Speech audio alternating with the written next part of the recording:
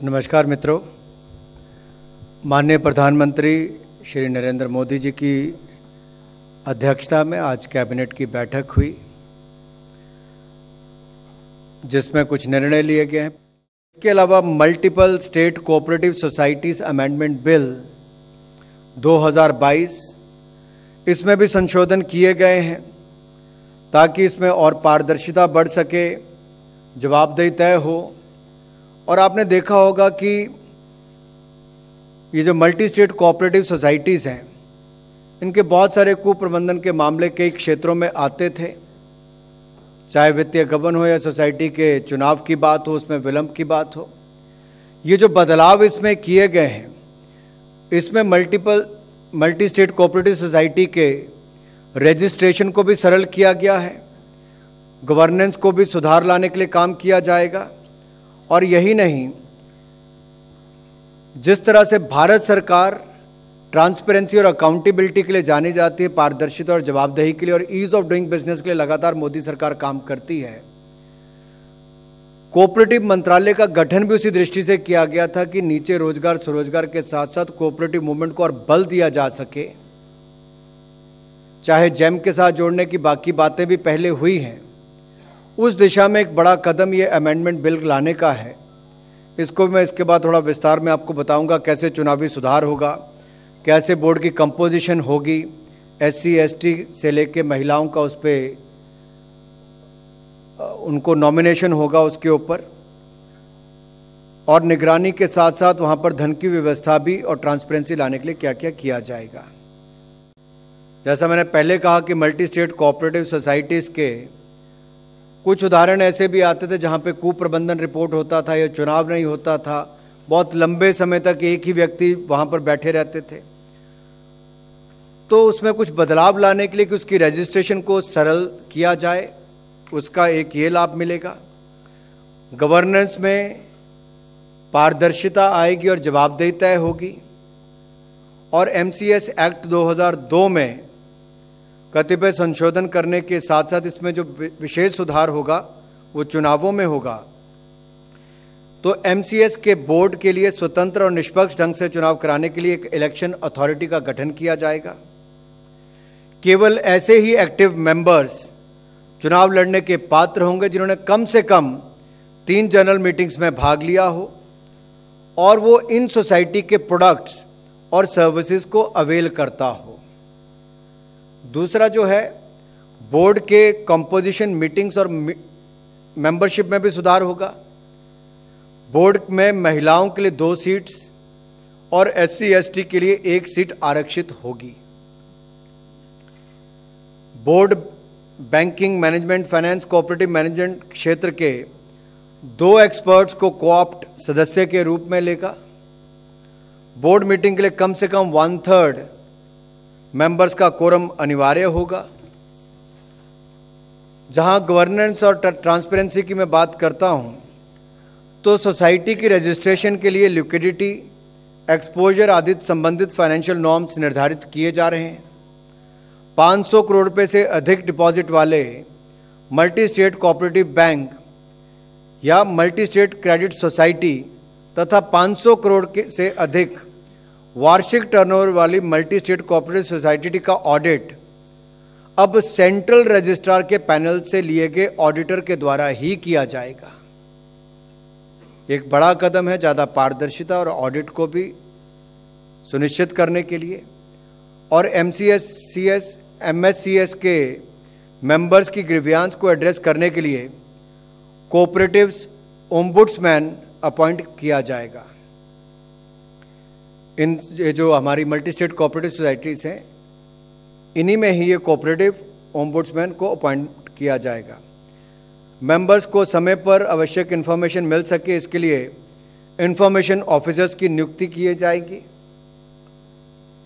सहकारिता के क्षेत्र में धन की व्यवस्था के लिए पिछले 3 वर्षों में लगातार प्रॉफिट कमाने वाली मल्टी स्टेट कोऑपरेटिव सोसाइटीज़ को अपने नेट प्रॉफिट का 1% या 1 करोड़ रुपये जो भी कम हो, एक rehabilitation, reconstruction and development fund में योगदान देना होगा, जिसका उपयोग जो सिख MSCS हैं के रिवाइवल के लिए किया जाएगा। जहां तक निगरानी व्यवस्था में सुदृढ़ करने की बात हो, इसमें मिस रिप्रेजेंटेशन या फ्रॉड से बनी मल्टी स्टेट कोऑपरेटिव सोसाइटीज़ को वाइंड अप किया जा सकेगा। जहां धोखाधड़ी अथवा पैसे का गबन हुआ हो या चुनाव संभव ना हो सके हो, वहां केंद्र सरकार बोर्ड को सस्पेंड कर सकेगी। इन सब कदमों से ईज ऑफ डूइंग बिजनेस को लाभ भी मिलेगा। जहां पर आप एप्लीकेशंस हो, यानी कि सुगमता लाने के लिए applications, returns, reports, statement of accounts आदि को ऑनलाइन फाइल करने की व्यवस्था होगी। और ये मल्टी स्टेट कोऑपरेटिव सोसाइटी के रजिस्ट्रेशन की एप्लीकेशन प्रक्रिया ऑनलाइन की जा सकेगी और इसका डिस्पोजल भी 3 माह में किया जाना अनिवार्य होगा। यह भी निर्णय लिया गया है कि ये जो मल्टी स्टेट कोऑपरेटिव सोसाइटीज़ हैं, इनमें केंद्र सरकार की शेयर होल्डिंग को सरकार की अनुमति के बिना नहीं बेचा जा सकता। Multi state cooperative society banking कार्य में संलग्न है। उनकी बैंकिंग एक्टिविटीज़ का रेगुलेशन बैंकिंग रेगुलेशन एक्ट के अंतर्गत होगा।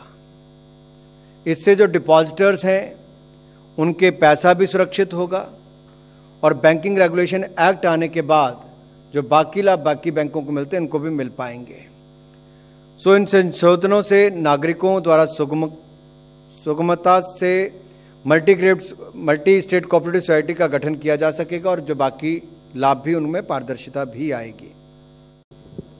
सर, आपने जो बताया वो मल्टी स्टेट कोऑपरेटिव सोसाइटी को लेकर डिसीजन लिया गया है, लेकिन जो अनियमितता, जो अपारदर्शिता की बात है वो सिर्फ मल्टी स्टेट नहीं, जो स्टेट लेवल की कोऑपरेटिव सोसाइटी है उन पर भी होता है।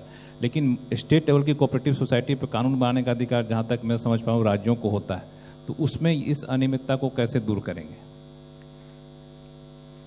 देखिए, जहां एक और तो सेंट्रल पैनल से ऑडिटर लेने की बात कही गई, उससे भी फर्क पड़ेगा। मल्टी स्टेट कोऑपरेटिव सोसाइटीज, आपने ठीक कहा, ये केंद्र द्वारा यहाँ से होता है और जो राज्य का है, बहुत सारे राज्यों में भी अपने स्टेट कोऑपरेटिव एक्ट्स हैं, उसके अंतर्गत भी लाखों सोसाइटीज देश भर में रजिस्टर्ड होंगी। तो एक मॉडल एक्ट उस दिशा में भी बने ताकि हर राज्य में उसी दिशा में काम करें, क्योंकि कोऑपरेटिव सेक्टर का एक बहुत बड़ा रोल भारत में है। हमने देखा महाराष्ट्र, गुजरात, कई राज्यों में बहुत बड़ी संख्या में है और इसी के कारण के चलते प्रधानमंत्री जी ने जो मिनिस्ट्री ऑफ कोऑपरेटिव्स बनाई थी और इसकी जिम्मेदारी भी आदरणीय गृह मंत्री जी के पास जो एक और डिपार्टमेंट है वो कोऑपरेटिव मंत्रालय का है, तो उस दिशा में बहुत सारे कदम उठाए गए। जैसे मैंने पहले कहा था कि जेम के साथ कोऑपरेटिव सोसाइटीज़ को जोड़ा गया, वो भी एक बड़ा कदम था।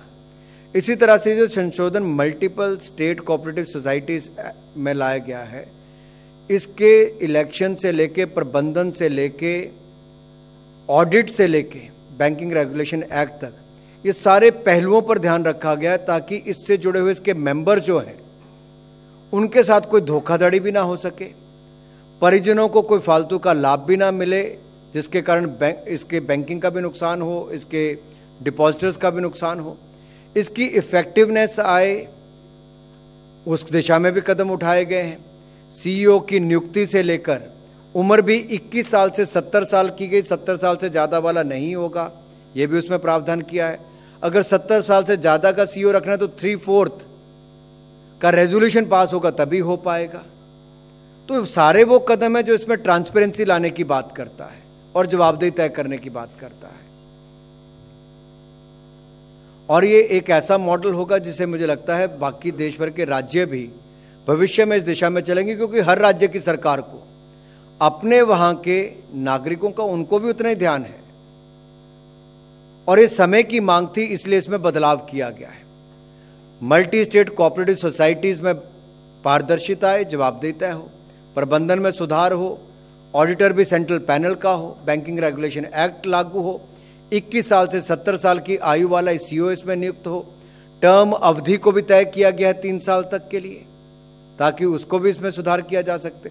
मैं आपको सारे इसके विषय बता सकता हूं, लेकिन कुल मिलाकर ये है कि मल्टी स्टेट कोऑपरेटिव सोसाइटीज़ में जो कुप्रबंधन अगर कहीं पर था, धोखाधड़ी के मामले थे या लंबे समय तक लोग बैठे रहते थे, सीईओ नहीं था या सेंट्रल ऑडिटर नहीं था, उन सभी कमियों को दूर करके आज उस सबको इसका हिस्सा बनाया गया है ताकि पारदर्शिता और जवाबदेही लाई जा सके।